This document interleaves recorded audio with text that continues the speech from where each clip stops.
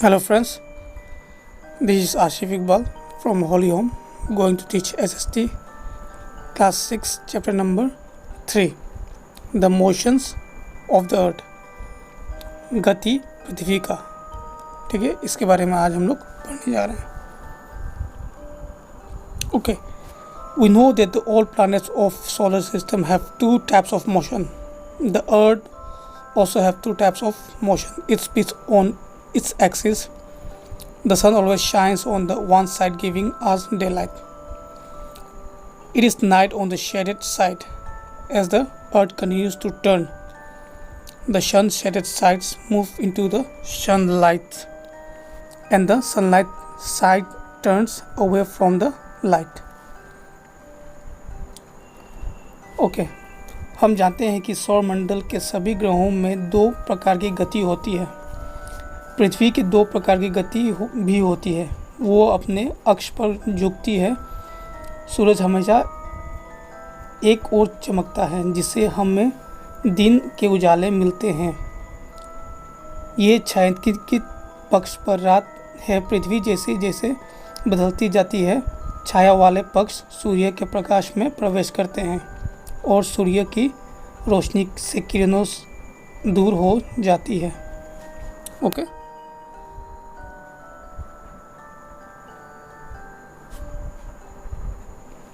It takes 24 hours for the Earth to make one complete turn on its axis. This period of rotation of the Earth is known as Earth's Day. Our clocks are based on the principle. This motion of the Earth is called rotation. Similarly, the Earth moves around the Sun. This is known as revolution. The hemisphere tilted towards the Sun receive more sunlight, and this is summertime. The days are longer and the weather is warm because of the extra sunlight. The Earth completes one revolution around the Sun is about 365 days. पृथ्वी की दूरी को पूरी तरह बदलने में उसे 24 घंटे का समय लगता है। पृथ्वी के घूर्णन की अवधि को पृथ्वी दिवस कहा जाता है, जिसे हम लोग अर्थ डे कहते हैं। हमारी घड़ियाँ इस सिद्धांत पर आधारित है।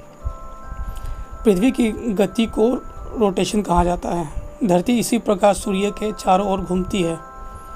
इसे हम लोग क्रांति कहते हैं, जिसे हम लोग रिवॉल्यूशन कहते हैं। गोलार्ध को सूर्य की ओर झुका हुआ सूर्य का प्रकाश मिलता है और यह गर्मी का समय है। दिन अधिक लंबे होते हैं और अधिक धूप के कारण मौसम गर्म होता है। पृथ्वी सूर्य के चारों ओर लगभग 365 दिनों और 6 घंटे में एक रिवॉल्यूशन क्रांति पूर्ण करती है। The Earth axis is an imaginary line through the geographic center of the Earth about which it spins. The axis is titled as the angle of 23.1/2 degree from the vertical of the optical plane, and its axis of the max angle of 66.1/2 degree with the plane of Earth orbits. This titling of the axis is called inclination of the Earth axis. Okay. पृथ्वी की दूरी पृथ्वी के भौगोलिक केंद्र का माध्यम है। एक काल्पनिक रेखा है जिसके बारे में ये स्पिन करता है। अक्ष ऊर्ध्वाधर से 23 डिग्री 1/2 डिग्री के कोण पर झुका हुआ है और पृथ्वी की कक्षा के स्तर के साथ पृथ्वी का अक्ष 66 1/2 डिग्री का कोण बनाता है। अक्ष के झुकाव को पृथ्वी की दूरी का झुकाव कहा जाता है। इसे हम लोग इंग्लिश में inclination of the earth axis कहते हैं। ठीक है, अब हम लोग पढ़ेंगे रोटेशन। रोटेशन का मतलब परिक्रमण। Rotation is the turning around the earth on its axis from west to east. The varying length of the day and night is directly related to the earth rotation on its own axis once in 24 hours. The circle of illumination is the imagined line which shows clear demarcation between the phenomena of the day and night on the earth. The period of the rotation or the time required for the earth to turn through 360 degrees is 23 hours, 56 minutes and 4.09 seconds. That is approximately 24 hours. Rotation पृथ्वी की दूरी को अपनी दूरी पर पश्चिम से पूर्व तक घूमता है। दिन और रात की अलग अलग लंबाई का संबंध पृथ्वी की दूरी पर 24 घंटे में एक बार घूमता है। रोशनी के क्षेत्र में एक काल्पनिक रेखा है जो पृथ्वी पर रात दिन की घंटाओं के बीच स्पष्ट सीमा को दर्शाती है। 360 डिग्री से होकर पृथ्वी को बदलने के लिए परिभ्रमण की अवधि 23 घंटे 56 मिनट तथा 4.09 सेकेंड है, अर्थात लगभग 24 घंटे। ठीक है।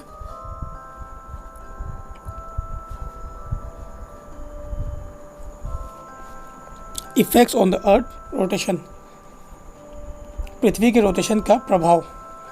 The sun rises in the east, सूरज पूर्व में उगता है।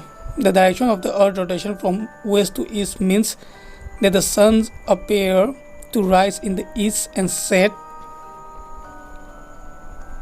in the west. If you imagine that you are standing at the North Pole and looking down on the earth, it would be rotate anti-clockwise. In other words, the earth rotates the east, so the sun first becomes visible from that direction. पृथ्वी की घूमने की दिशा पश्चिम से पूर्व की ओर का अर्थ है कि सूरज पूर्व में उगता है और सेट हो जाता है पश्चिम में। यदि आप सोचते हैं कि उत्तरी ध्रुव पर आप खड़े हैं और पृथ्वी पर नीचे देखते हैं तो ये घड़ी की विपरीत दिशा में घूमता है।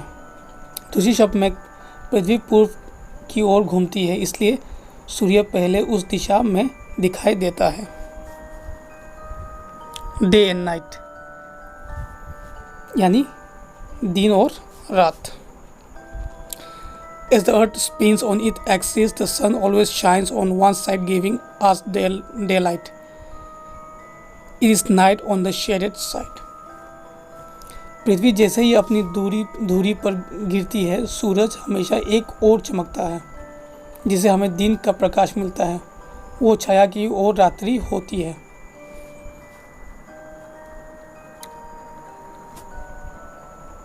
Circulation of water and air, हवा और पानी का संचालन। The earth rotation cos A consistent change in the direction of the flow of winds and ocean. Between the sunrise and the midnight, we see different times of day. It can be understood with the help of experiment. पृथ्वी के घूमने के वायु और जल के बहाव की दिशा में निरंतर परिवर्तन होता है। सूर्योदय और आधी रात के बीच हम दिन में विभिन्न समय देखते हैं। इसे एक प्रयोग की मदद से समझा जा सकता है। Okay, variation in temperature. The variation in temperature is also due to rotation, and as a part of the earth receiving the sun rays accumulates the heat during the day.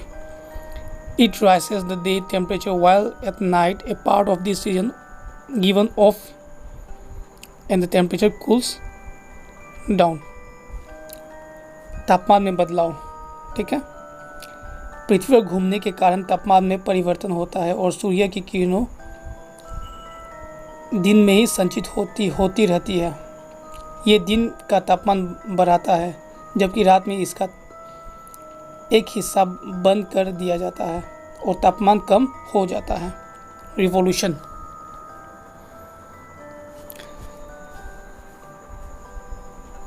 The motion of the earth along its elliptical orbit around the sun in approximately 365 1/4 days is termed as revolution. At the time of which revolution, the earth follows a fixed route which is known as orbit. Throughout its orbit, the Earth is inclined in the same direction and going around the Sun in an elliptical orbit at an enormous speed of 1 lakh km per hour. It makes one complete revolution in approximately 365 days, 5 hours and 48 minutes and 45.68 seconds, approximately 365 1/4 days.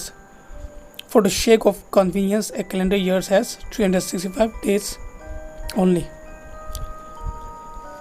पृथ्वी की अपनी अंधकार कक्षा के साथ लगभग 365 1/4 1/4 दिनों में सूर्य के चारों ओर की गति को रिवॉल्यूशन कहा जाता है। रिवॉल्यूशन के समय पृथ्वी का एक निश्चित मार्ग का अनुसरण करती है, जिसे एक्सिस कहा जाता है, ऑर्बिट कहा जाता है। अपनी पूरी कक्षा में पृथ्वी का एक ही दिशा की ओर झुकती है और सूर्य के चारों ओर 1 लाख किलोमीटर प्रति घंटे की भारी गति से बदलती रहती है। ये लगभग 365 1/4 दिनों में 5 घंटे और 48 मिनट और 45.68 सेकेंड में एक पूर्ण रिवॉल्यूशन करता है। लगभग 365 1/4 days.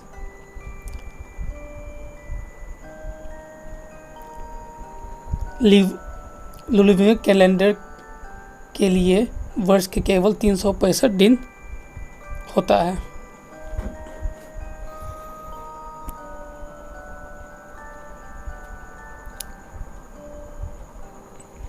The remaining time is added every 4 years, 6 hours, which is called leap year, having 366 days. Thus, in every 4th year, February has 29 days. Year 2020 is a leap year. Find out when is next leap year. Okay, शेष समय हर चौथे वर्ष यानी 6 × 4 घंटे में चौरा जाता है, जिसे लीप वर्ष कहा जाता है, जिसे हम लोग लीप ईयर कहते हैं, जिसमें 366 दिन होते हैं। इस प्रकार प्रत्येक चौथे वर्ष में फरवरी 29 दिनों का होता है। वर्ष 2020 एक लीप ईयर है। पता करें कि अगले लीप ईयर वर्ष कब होगा। Effect of the Earth revolution. The revolution of the Earth is elliptical orbit causes. पृथ्वी की रिवॉल्यूशन का प्रभाव। Unequal day and nights. The axis of the Earth is titled as an angle of 66 1/2 degree to the orbital plane. The northern hemisphere remains inclined towards the sun during 6 months every year. Thus, a large part of the northern hemisphere face the sun during the period and lighted for a long period. Thus, they are longer than a night in the plane. In a contrast, the southern hemisphere is away from the sun. Therefore, days are shorter in southern hemisphere. Okay, पृथ्वी का अक्ष 66 1/2 degree के कोण पर कक्षा के तल में झुकता हुआ है। हर साल 6 महीने में उत्तरी गोलार्ध सूर्य की ओर झुकता है। इस प्रकार उत्तरी गोलार्ध का बहुत बड़ा भाग सूर्य की ओर रहता है और लंबे समय तक उसका रोशन होता है। इसलिए इसके विपरीत इस भाग में कई दिन है, इसलिए दक्षिण गोलार्ध में दिन कम होते हैं।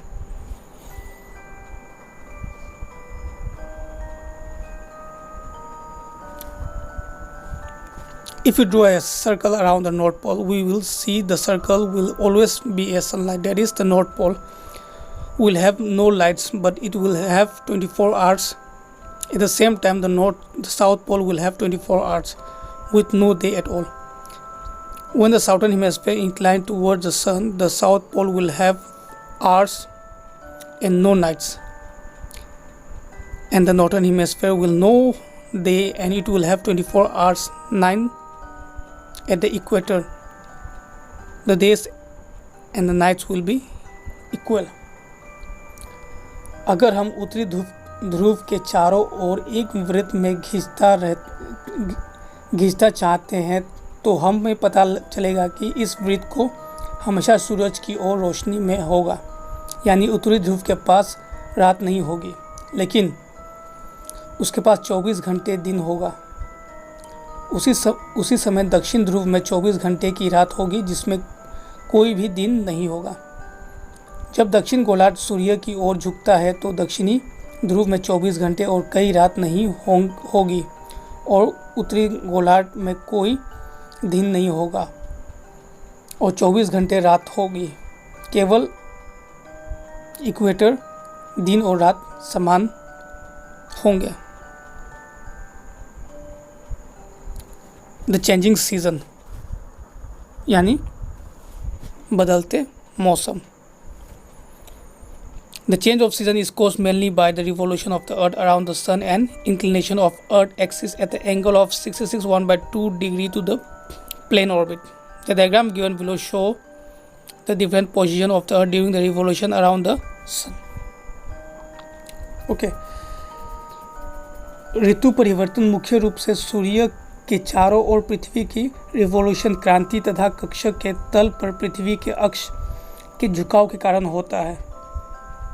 नीचे दिया गया आरेख सूर्य के आसपास की क्रांति जिसे रिवॉल्यूशन के दौरान पृथ्वी की विभिन्न स्थितियों को दर्शाता है। Okay, the position of the earth on 21 June. 21 जून को पृथ्वी की स्थिति।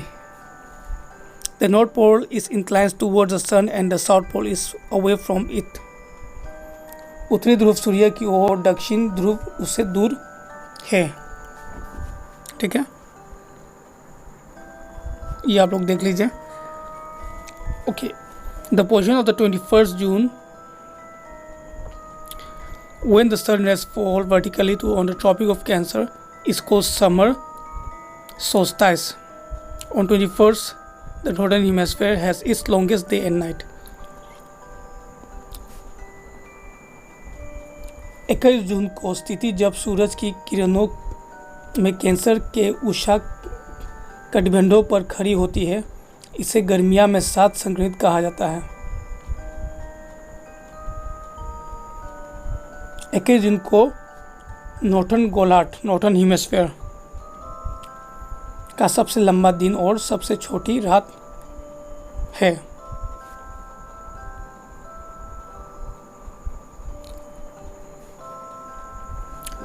Major part of northern hemisphere receives sun rays that white days are longer than night.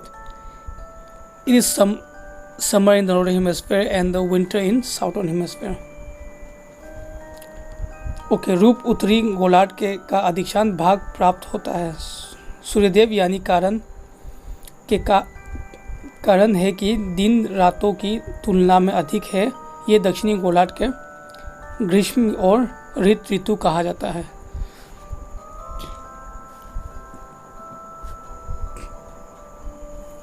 The position of the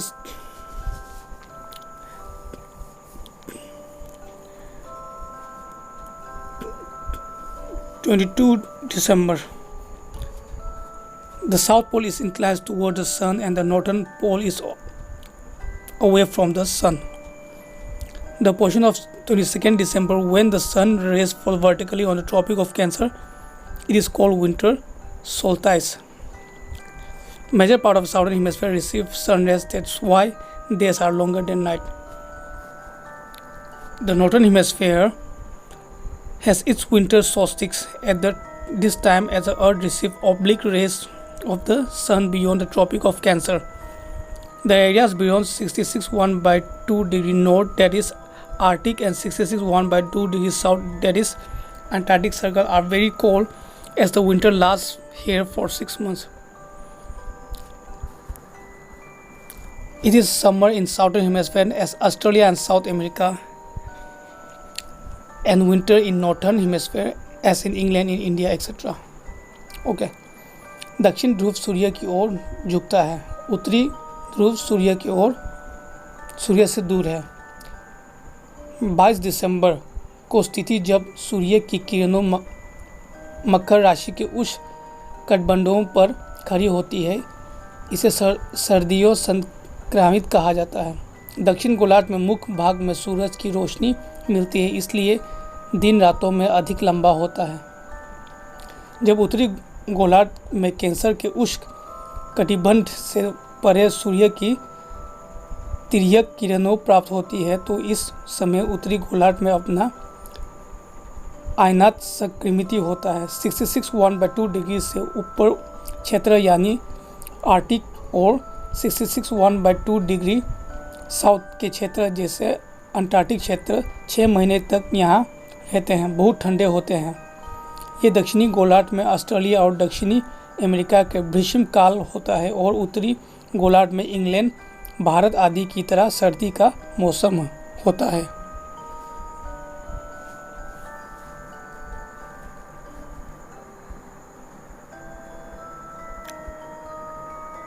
Okay, the position on 21st March. As the Earth moves forward in the 21st March, the North Pole and the South Pole are neither inclined towards the Sun nor away from it. जब पृथ्वी 21 मार्च को आगे बढ़ती है तो उत्तरी ध्रुव और दक्षिणी ध्रुव ना तो सूर्य की ओर झुकते हैं ना ही उससे दूर रहते हैं। ठीक है।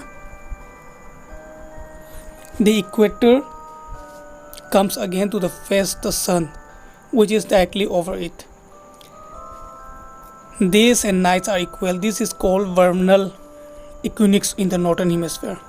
All places on the earth have 12 hours of day and 12 hours of night. As a circle illumination passes through the poles, they divide the earth into two halves.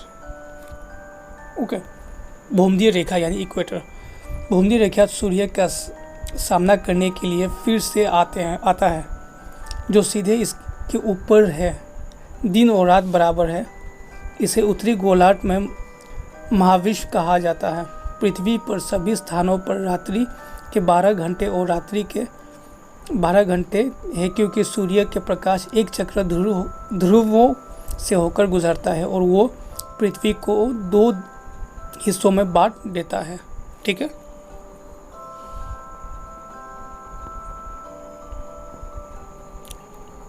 The position on the 23rd September.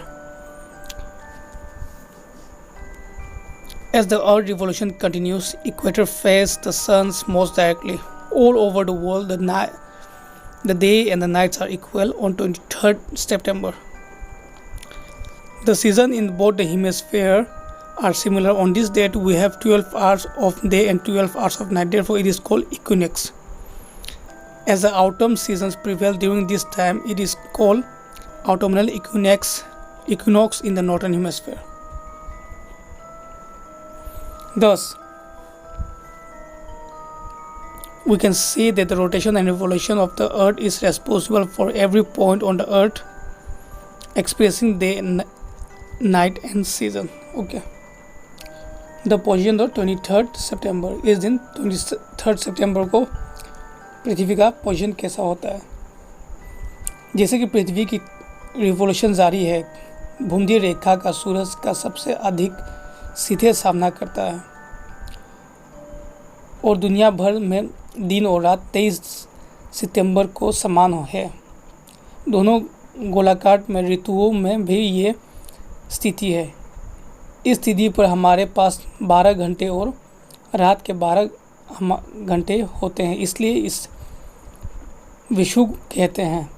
शरद ऋतु में पतझड़ होता है, जिससे neither गोलार्ध के शरतकालीन विषुव कहा जाता है। इस प्रकार हम कह सकते हैं कि पृथ्वी रात दिन होने वाले प्रत्येक बिंदु के लिए पृथ्वी का घूर्णन और रिवोल्यूशन उत्तरदायी है।